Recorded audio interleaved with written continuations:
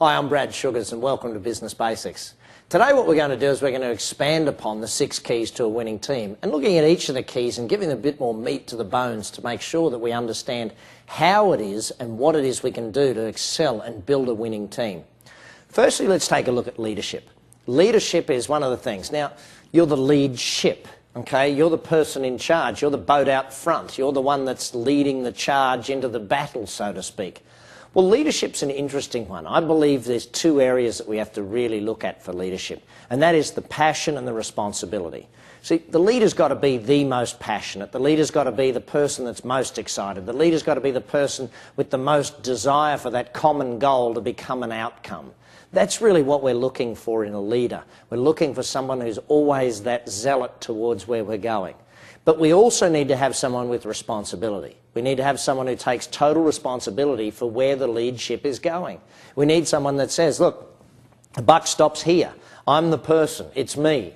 Now, if the team does a great job, then the team gets kudos. If the team does a bad job, the leader takes responsibility. It's the way it always has been with great leaders, not with average leaders or managers, but the way it's been with great leaders. Now, in building a great leader, we've got to understand, and I had a thing for trucks as a kid, so I watched the 16-cylinder big engines and I thought, hey, what if I compared a human being to a 16-cylinder engine? Well, I look at it from this perspective. Most people, when they go out and recruit, they're looking to put a body in a chair with a decent resume. In other words, they're going for a body and a mind. You know, and they hire based on these 2 things. Is there a person there, and is there a resume that says they can do the job? And when they get those 2 things, they kind of, well, they're pretty excited right now because they've got a body in a chair. Now, look, as a manager, you can hire a body in a chair, but you're only getting 3 cylinders in each of these. So, you know, 3 cylinders for getting the right person, 3 cylinders for a past resume, but that's only 6 out of our 16 cylinders, so we're not talking a high-performance machine in any way, shape or form. To recruit right and to bring on the right people, we have to go to the next level. What we have to do is we have to bring in a heart and a spirit. We have to make sure we've got the person's passion. We've got to make sure that there's a higher purpose to them coming to work than just getting a paycheck. You know, I want people involved. I want people thinking, wow, what's the work we're doing today? Is this great work? How are we helping people? What are we growing now? What great company are we creating today? What's the work we're doing? That passion, that responsibility that they can bring to the table. When I get a person's heart and I get a person's spirit involved in a business, and I know most companies think, oh, I'm not sure we want to go there with that sort of thing. Can't have fun at work. You can't do that. Listen, if people aren't emotional at work, they're not going to put their best effort forward. We've got to make sure that we've got people here because there's another 5 cylinders each. But here's the problem. Managers don't want anyone emotional at work because they can't manage emotions. You can't. You have to lead emotions. That's where leadership skills come in. What we're after is to build a 16-cylinder high-performance human being. You can't be a manager. You've got to be a leader at that point in time. Those of us who are trained as leaders will do a great job. Now, second part of the 6 keys to a winning team is a common goal. Now, this common goal's got to do 2 things. Number 1, it's got to enroll, and number 2, it's got to inspire. Enroll people and inspire them. See, one of the most interesting things I see in companies, they have their goal written down. It's to make a profit. You know, wow, that's enrolling, that's inspiring. I can see how the whole team wants to do it. I know at Action Coach, our goal is really simple, to get a coach in every business in the world, to fulfill my dream of the 3 A's of business. Every business has an accountant, an attorney, and an action coach. You know, we're not sitting here messing around. Our vision of building world abundance through business re-education, creating an amazing organisation that puts a coach in every business in the world. A lot of fun and a lot of things that people can get enrolled in and inspired in, helping people grow their business. Then we've got to take a look at it from this side. Not only that, but we need to have the rules of the game and the action plan in place. Now, I want to show you a simple cycle that I believe is something that most people need to understand. Firstly, there's you, the leader of the business. The leader of the business, you have a team, you have the customers, and you have the business. Now, in most business scenarios, the leader's job is to take care of all of them.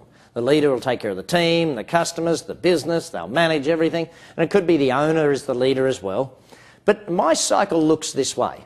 If you see how it flows, the leader's job is to take care of the team. The team's job take care of the customers take care of the business, and the business takes care of the leader. In essence, Your job as the owner of the company is to build a great business that your team members can get rewarded, remunerated and excited about. Their job is to take care of the customers.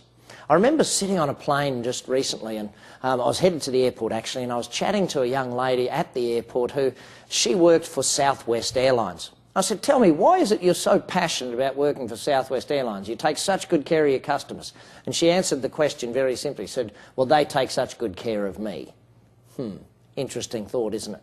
So follow the cycle. Now, raising standards is going to be a part of building a winning team. As you start becoming a better leader and you start raising the standards of the company, as you start putting into practice all of these things that we've talked about on the business basics, as you start building the business, what you're going to find is that as the standards raise, the standards and norms start to grow, and you go in cycles. See, what's going to happen is you'll build and you'll build and you'll build and you'll build.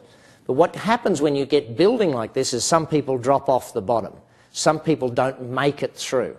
As you grow a company, you're going to have to let people go because they won't be on the team, because the standards of the team keep getting raised. As you employ better people, as you employ new people that have got more experience, more skill, some of the people you used to have just won't cut the grade anymore, especially as the culture starts to change and get stronger. A lot of people will say, well, it wasn't like that when I first started. Well, it may not have been, but now it has to be. So as the standards change, and one of the ways that's going to happen is what we call a loose, tight culture.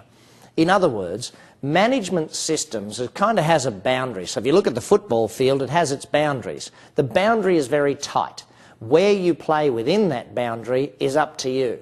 That's why I draw a culture statement. That's why I have all of these things in play, because the content or the people can move around within it. But the culture, that has to remain firm. The culture and the rituals have to remain firm so that your team members can perform at their highest level. No use employing great people and then trying to micromanage them all the time. It's never going to work that way. Finally, let's get on to the ritual that helps hold the team together. One of the things that most companies struggle with is team communication. One of the things we do for team communication is what's called a WIFL, what I feel like expressing. It's when the team of people sit around and chat about and talk about their week. It's where you let go of things. It's where you tell people congratulations and thanks. It's where you say, you know, this didn't work for me this week. It's where you're honest and upfront and everybody listens. You'll see it written up here. I'd suggest you grab one of my coaches to help you run your first WIFL when you do it with your team. It's a spectacular way of getting open and honest communication amongst the team and really getting the team bonding and building a high-performance team. Take all of these strategies. All of these strategies will work well for you when you put them into practice. Enroll and inspire your team. Get their heart and spirit involved in the business. Make sure that your leadership is taking accountability, responsibility, but also make sure it has that passion involved in it. Keep the culture tight and keep the business growing. I'm Brad Sugars, and these are the Business Basics.